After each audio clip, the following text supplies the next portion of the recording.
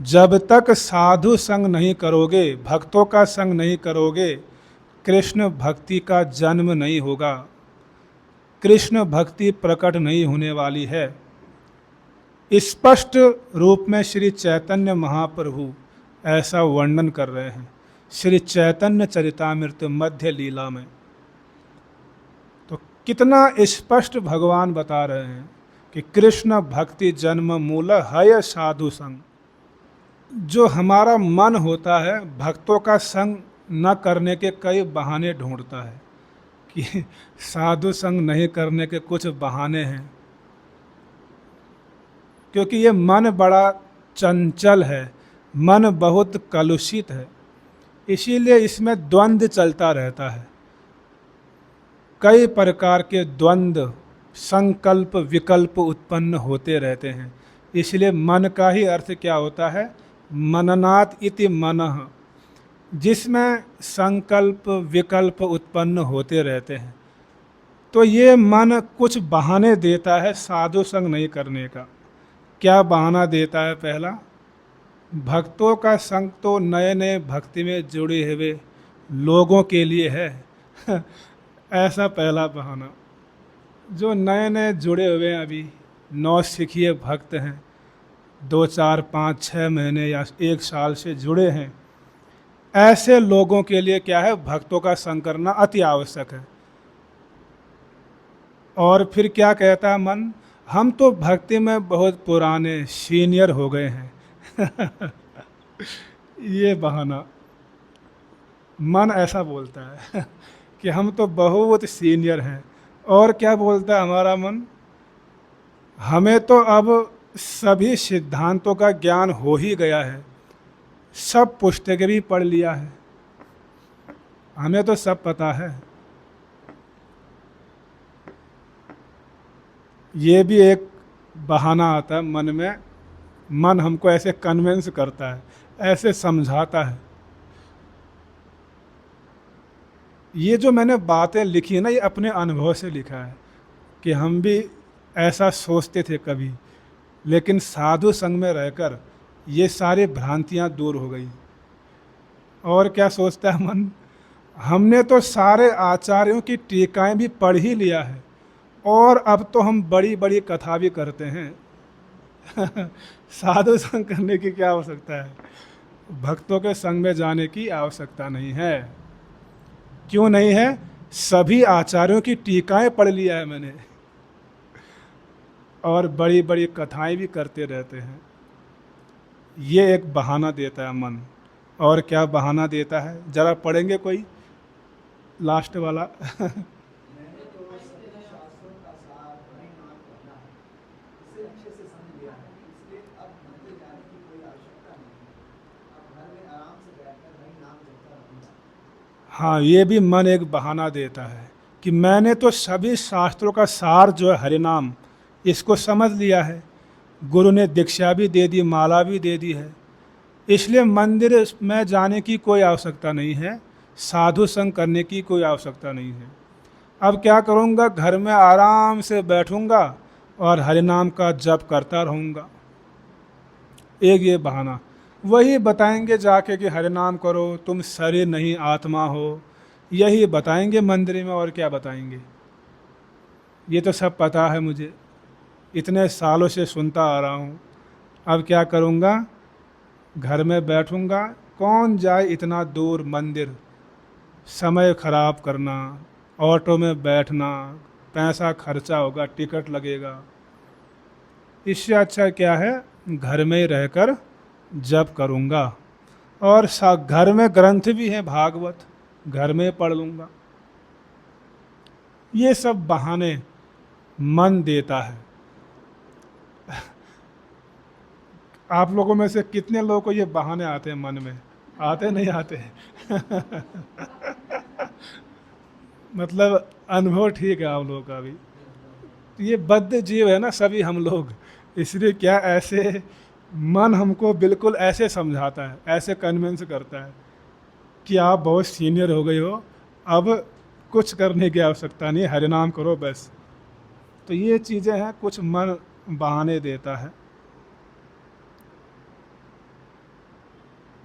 अब देखो, उन्नत भक्ति भी जो हैं भक्तों का संग करते हैं, जो प्रेमी भक्त हैं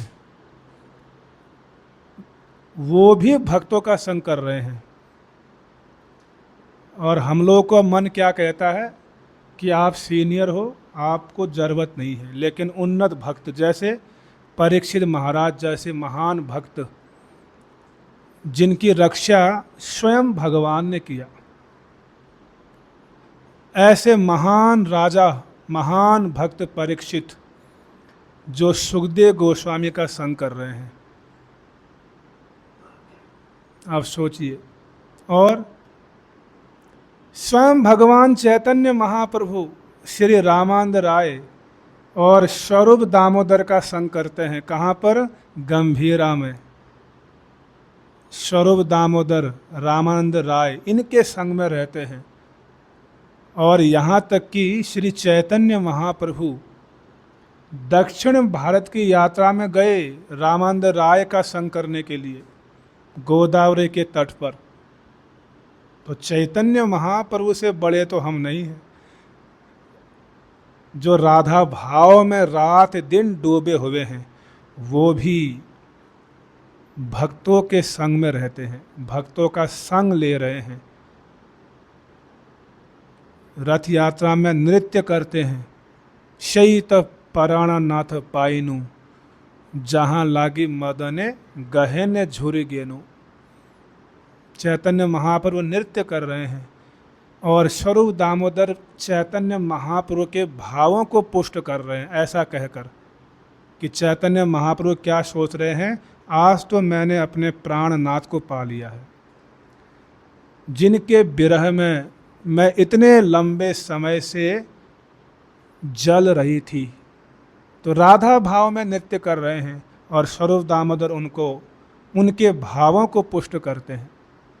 तो साधु संग महाप्रभु स्वयं करते हैं। और किन्होंने किया? नरोत्तम दास ठाकुर जी यही कहते हैं, रामचंद्र संग मागे नरोत्तम दास। सोचिए, नरोत्तम दास ठाकुर भी ये कामना कर रहे हैं, श्री कृष्ण चैतन्य प्रभु दया कर मोरा। इस भजन के अंतिम पंक्ति में क्या कह रहे हैं कि रामचंद्र संगे मागे नरोत्तम दास। तो साधु संग की कामना कर रहे हैं। और यहाँ तक कि एक भजन ही उन्होंने लिख दिया, जे अनिल प्रेम धन करुणा प्रचुर, षड गोस्वामियों के लिए। पाषाण क्या है? पाषाणा कुटीब माथा अनल पशिब। उनके विरह में कहते हैं कि मैं अपने सिर को पत्थर में पटकूंगा। सोचिए, साधु संग करने की कितनी लालसा है किनके हृदय में? नरोत्तम दास ठाकुर। कौन है नरोत्तम दास ठाकुर? जिनके लिए चैतन्य महाप्रभु ने पद्मावती नदी में कृष्ण प्रेम को रखा हुआ है। ऐसे नरोत्तम दास ठाकुर भी साधु संग की कामना करते हैं। और हम लोग क्या हो गए हैं? सीनियर हो गए हैं, हम नहीं करना चाह रहे हैं। यहाँ तक कि भगवान के जो वाहन है गरुड़ जी, भगवान के वाहन कौन है? गरुड़।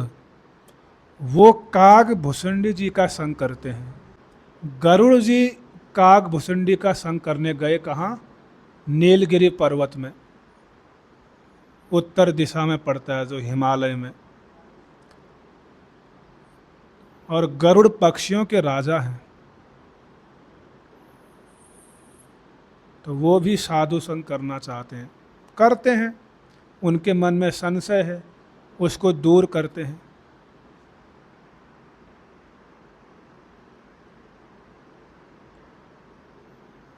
गोस्वामी तुलसीदास जी भी लिखते हैं साधु संग के विषय में। क्या लिखते हैं? सठ सुदर ही सत संगति पाई, पारस परस कुघात सुहाई। कहते हैं कि दुष्ट व्यक्ति भी सत संगति पाकर सुधर जाते हैं, जैसे पारस के स्पर्श से लोहा सुंदर सोना बन जाता है। तो साधु संघ का ऐसा प्रभाव बता रहे हैं। और क्या कहते हैं कि मुद मंगलमय संत समाजु, जो जग जंगम तीर्थ राजू। संतों का जो संघ या समाज है वो आनंद को देने वाला है और मंगलमय, कल्याण करने वाला है। और क्या है?